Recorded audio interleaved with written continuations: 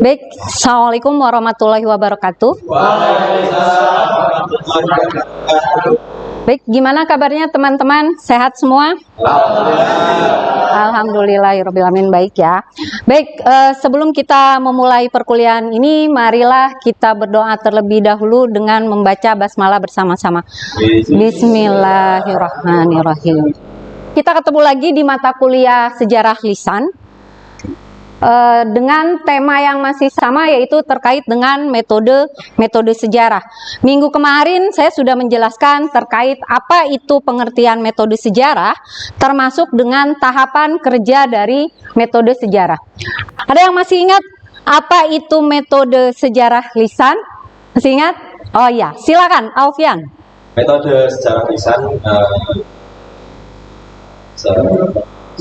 adalah sebuah cara atau metode yang digunakan dalam merekonstruksi peristiwa masa lalu, yaitu melalui wawancara yang direkam dalam karantina sebagai ciri medianya, sehingga dimaksudkan dalam metode sejarah lisan itu memperoleh data yang optimal dari tentang suatu peristiwa yang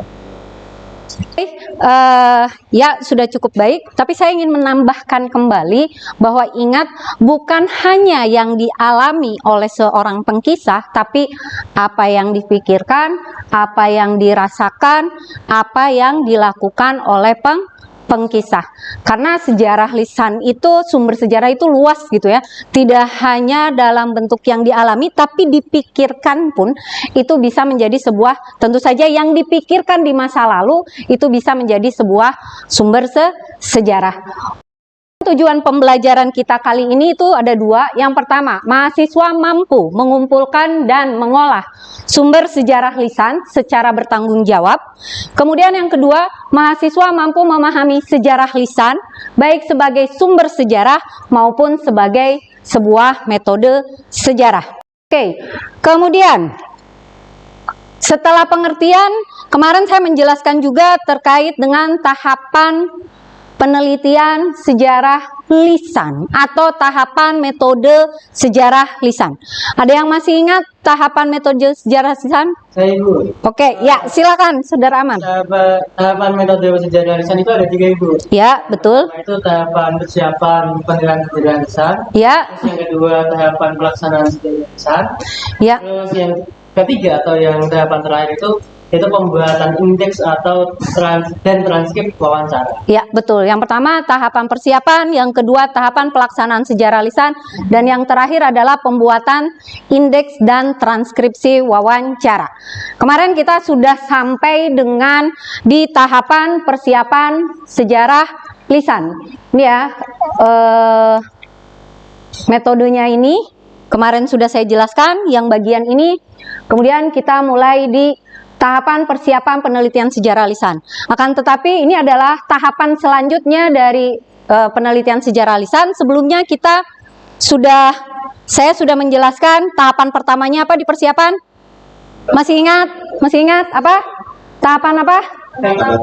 Oke, penetapan tema penelitian. Kemudian yang kedua apa? Penetapan judul penelitian. Kemudian yang selanjutnya apa? Penetapan atau pemahaman masalah dan perumusan masalah, dan yang terakhir apa? Penyusunan kerangka penelitian. Oke, setelah penyusunan kerangka penelitian, maka tahapan selanjutnya yaitu pembuatan kendali wawancara, inventarisasi dan seleksi pengkisah, kemudian kontak dengan pengkisah, pengenalan lapangan, dan yang terakhir adalah pengenalan alat rekam. Itu merupakan tahapan persiapan dari sejarah lisan. Nah, minggu kemarin saya sudah memberikan tugas dan sudah membagi menjadi 4 kelompok masing-masing untuk menentukan tema judul penelitian masing-masing. Oleh karena itu, sekarang saya minta dari perwakilan masing-masing kelompok untuk mempresentasikan terkait dengan tema apa yang akan kalian pilih untuk riset sejarah lisan. Ya, silakan kelompok pertama siapa? Oke, silakan Saudari Bintang, maju.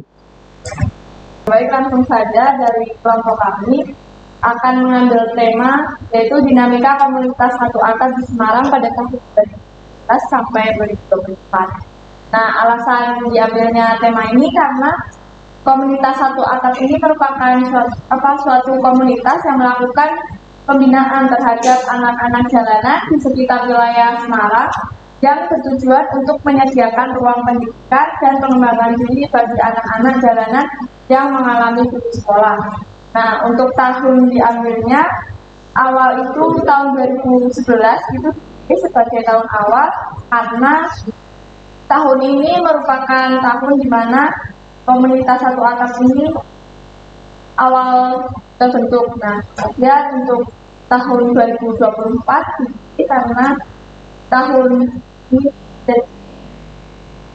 terakhir yang bisa dijangkau untuk melihat perkembangan dari komunitas satu atap. Ini itu saja. Oke, baik. Terima kasih Saudara Bekti. Tugasnya? Oke, ya. Terima kasih. Baik, saya ucapkan terima kasih atas partisipasinya untuk menjelaskan, memaparkan terkait dengan tema penelitian yang akan dibahas dalam perkuliahan ini. Mari kita lanjutkan pembahasan selanjutnya ke pembuatan kendali wawancara. Apa sih fungsi atau tujuan dari pembuatan kendali wawancara? Jadi, kendali wawancara itu berfungsi sebagai alat pancing. Dalam artian adalah untuk menggali informasi sebanyak mungkin terkait dengan apa yang akan kita teliti, yang tentu saja informasi yang kita inginkan sesuai dengan tema yang akan kalian kaji gitu, atau yang akan kita teliti. Kemudian yang kedua, kendali wawancara memiliki keterkaitan erat dengan kerangka penelitian. Maka dengan demikian kerangka kendali wawancara itu, maka kalian harus membuat terlebih dahulu kerangka pembahasan atau kerangka penelitian agar kita bisa membuat kendali wawancara. Seperti yang pernah saya bahas di pembahasan sebelumnya. Yang pertama itu adalah kita bicara tema. Tema kemudian kita breakdown kemana? Ke judul penelitian. Kemudian setelah kita breakdown ke judul penelitian, kita membuat apa? Rumusan masalah. Setelah rumusan masalah, apa? Kerangka penelitian. Dan yang terakhir, kita breakdown lagi menjadi kendali wawancara.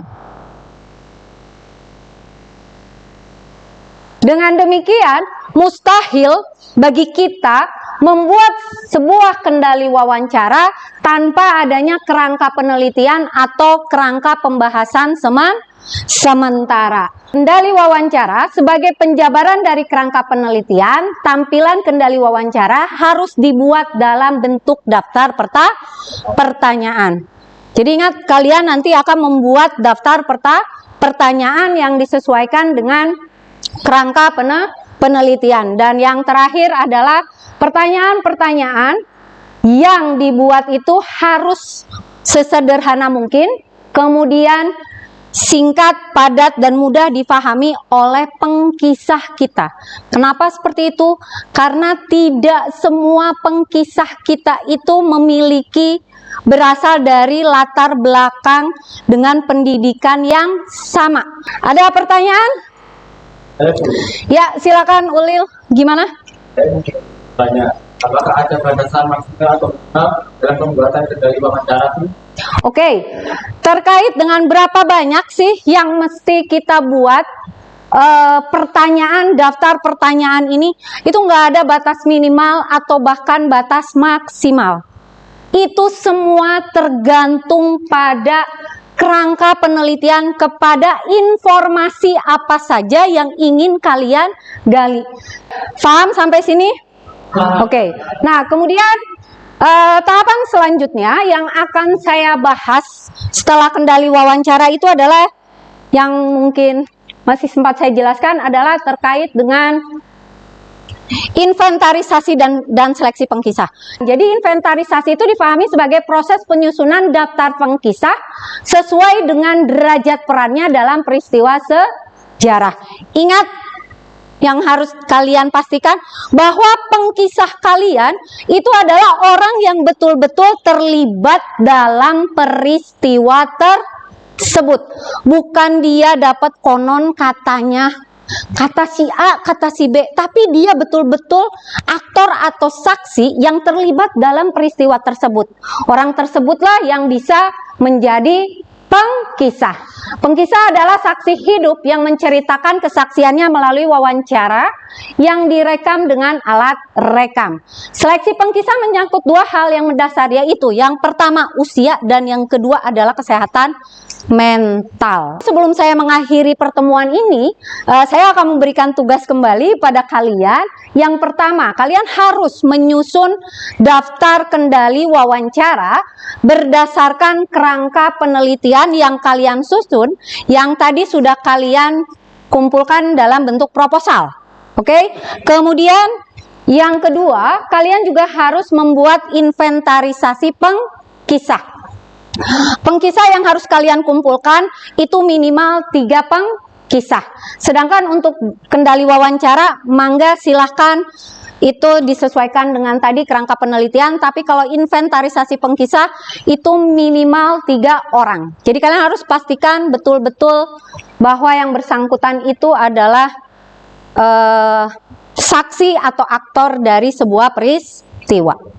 Jadi masing-masing mahasiswa wajib melakukan wawancara sejarah lisan. Kalau anggota kelompoknya ada 8, maka nanti ada 8 sejarah lisan. Oke? Paham semuanya?